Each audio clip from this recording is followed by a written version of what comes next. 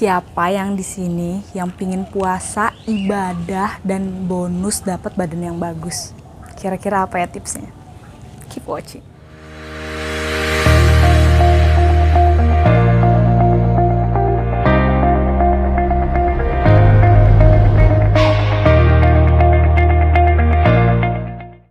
Sebelumnya gue mau ngucapin dulu selamat puasa bagi umat muslim yang sedang menjalankannya. Indeed, gue juga lagi ngejalanin dan gue bakal bagiin tips and trick gimana caranya lu kelar nanti pas udah kelar Ramadan bukannya menjadi lebaran tapi lu bener-bener merasakan lebaran. Oke, buat kalian nanti yang suka sama videonya boleh di like sama di share buat teman-teman kalian yang butuh buat ini video. Tips yang pertama, nah biasanya nih kalau orang-orang buka puasa itu yang dipikirannya dari siang-siang kayak sekarang nih, gue pikirnya kayak oke, gue nanti bakalan makan gorengan, gue bakalan makan seabrek-abrek sampai meja lu penuh, ya kan. Nah yang pertama, tips yang paling pertama adalah jangan balas dendam. Yap, kayak biasa aja guys, kayak kalian biasa ya, kayak puasa biasa-biasa. Kalau misalnya kalian nih tahu yang namanya diet OCD, itu kan ada intermittent fasting. Nah kalau kalian yang udah pernah ngejalaninnya mungkin kayak gampang banget lah ya puasa ini. Nah tapi kalau kalian yang emang nggak pernah yang namanya intermittent fasting, tapi kayak misalnya cuma puasa pas Ramadan doang, ini tuh kebanyakan pola pikirnya adalah setiap buka puasa, oh gue kan udah nggak makan seharian, jadi gue bisa makan semua apapun itu dan gue bisa masukin semua ke dalam perut gue tanpa mikirin lagi kandungan apa yang dalam makanannya itu. Nah itu yang buat kalian tuh jadinya lebay, makannya jadi lebay dan kalorinya malah jadi berantakan dan gizinya juga nggak seimbang. Nah sebenarnya apa lagi ya kira-kira yang harus gue makan nih? Emang kalau misalnya gue nggak bisa makan yang aneh-aneh, nggak bisa makan gorengan, terus gue mesti makan apa?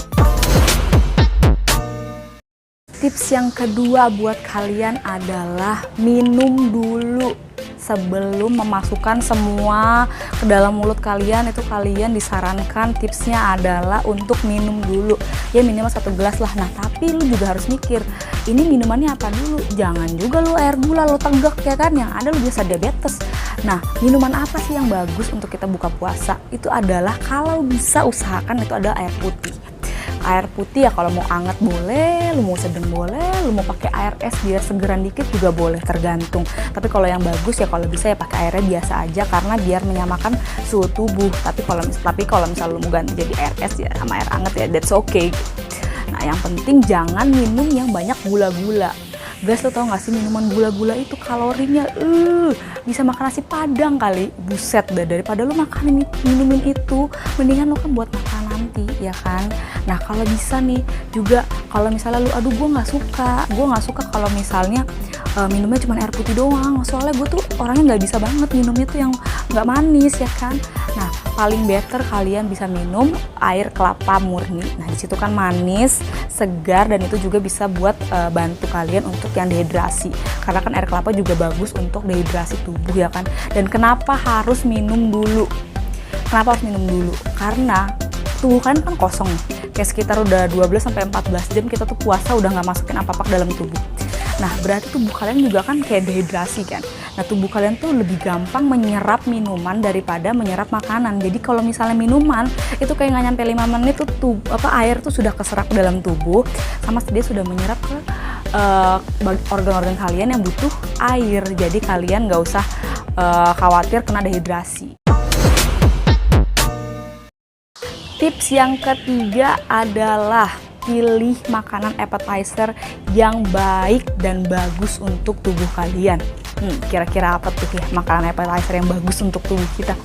Yang paling bagus adalah setelah minum dan setelah tubuh kita dehidrasi 1 harian, yang paling bagus adalah buah-buahan. Nah buah-buahan yang seperti apa sih? Sebenarnya sih banyak sih klasifikasinya, cuman gue nggak mungkin bisa jelasin kandungan gizinya karena gue belum belajar juga. Tapi yang pasti pilihlah buah-buahan yang mungkin gulanya tidak terlalu tinggi, kayak misalnya nanas, pepaya, stroberi. Ya kalau mangga juga bisa. Mangga sih sebenarnya menurut gue gulanya agak sedikit ketinggian, tapi better daripada lo makan risoles. Nah kalau lo bingung terus gue mesti makan buah apa? Buah apa aja guys, buah apa aja boleh. Daripada lo makan itu yang namanya bala-bala, mendingan lo makan buah-buahan. Bener dong, ya kan? Jadi lo pilih aja tuh di rumah lo ada buahan apa, lalu makan aja. kenyang kan. Dan kenapa juga lu harus milih appetizer? Ya supaya lu nggak terlalu hilaf nanti pas makan. Begitu. After kita udah makan ini semua, tubuh lu kan juga harus istirahat tuh, mesti jangan kaget. Supaya apa?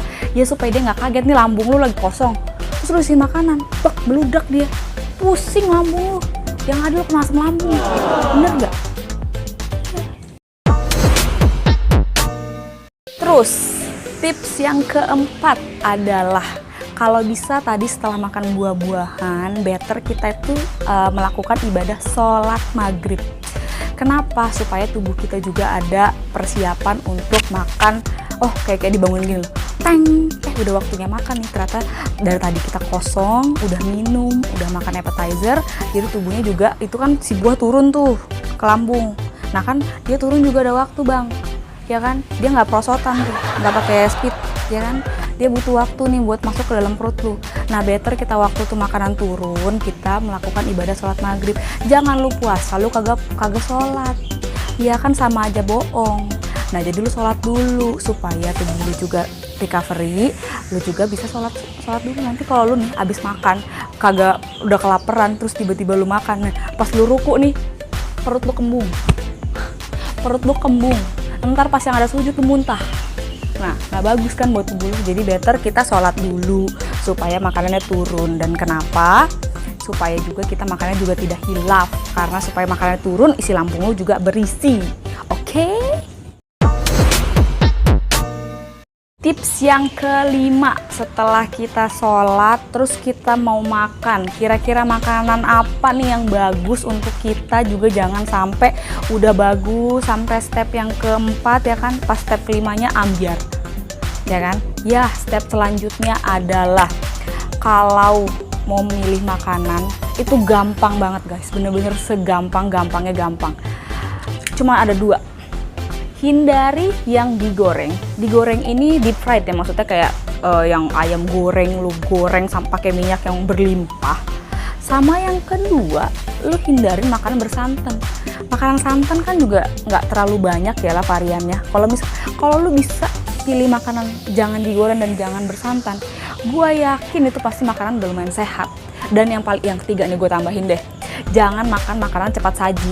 Kenapa? Karena itu vitaminnya juga udah nggak bagus, nutrisinya udah nggak bagus untuk kandungan tubuh lu. Jadi lu hindarin 3 makanan ini. Jangan makan makanan yang digoreng, jangan makan makanan yang bersantan, dan jangan makan makanan yang fast food. Jadi kan nih karantina, lu pasti pada nggak ada kerjaan, kagak produktif, ya lumayan lah lu masak-masak, main ke dapur, ya kan, lu potong-potong kayak cabai, lu main tumis-tumisan. Ya elah, gue aja dari nggak bisa masak jadi masak. Nah supaya kalian juga tahu apa sih yang lu masukin ke dalam tubuh lu, jadi lu lebih aware sama apa yang lu konsumsi, supaya lu juga tahu apa sih kandungan gizi yang dibutuhkan sama tubuh. Tips yang terakhir buat kalian adalah tips yang nomor 6. Nah kalau misalnya orang puasa kayak begini, biasanya bukannya beraktivitas seperti biasa, malah menjadi orang yang pemalas, malah nggak mau gerak, malah nggak mau olahraga. Nah itu salah besar guys, itu salah besar. Kenapa? Ini adalah waktu yang tepat untuk kalian untuk hilangin lemak di tubuh. Kenapa? Kalau kalian pernah denger dietnya Om Deddy Corbuzier tuh, yang OCD yang tadi kayak gue bilang, itu dia kan kita udah nggak masukin makanan selama 12-14 jam. Itu kita puasa, jadi kita intermittent fasting, jadi kita diet dan juga dapat pahala double, bonusnya tubuh yang kurus dan langsing. Nah kalau kita intermittent fasting dan kita workout dan kita olahraga, niscaya yang terbakar adalah lemak-lemakmu yang pingin Anda hancurkan selama ini. Jadi jangan sama sekali skip olahraga. Begitu. Kalau kalian bingung, aduh tapi gue kan siang-siang males, olahraga gimana, lemes. Ya udah, pilih dong waktu yang tepat untuk berolahraga. Kapan tuh waktu yang tepat untuk berolahraga? Yaitu adalah tepat sebelum kita berbuka puasa. Ya kalau kita kan sekarang buka puasa kayak sekitar jam 6, jam setengah 7 paling lama lah ya. Ya kita mulai olahraga sekitar jam 5, jam setengah 5 atau mungkin jam 5 lewat, jam setengah 6 gitu kan. Olahraganya nggak usah lama-lama, ntar lu juga pingsan. Olahraga cukup 20-30 menit aja, yang penting efektif dan yang penting lu tetap beraktivitas seperti biasa. Kenapa? Ini bagus banget, ini momen yang bagus banget untuk kalian, untuk mengurangi lemak tubuh kalian, untuk fat loss kalian. Kenapa? Ya itu tadi yang gue bilang, karena kita nggak ada makanan di tubuh kita, jadi tubuh itu langsung ngebakar straight to the point, yaitu ke lemak yang emang selama ini kita pingin buang. Nah itu dia 6 tips and trick gimana caranya untuk tidak lebaran pada saat lebaran. Dan untuk semua yang menjalankannya, semoga diberi kelancaran dan semoga tips ini bisa bermanfaat buat kalian semua. Dan jangan lupa untuk like, subscribe, dan kasih kita ide-ide lagi kira-kira kalian butuh konten apa lagi yang bisa kita buat. Oke, bye-bye strikers.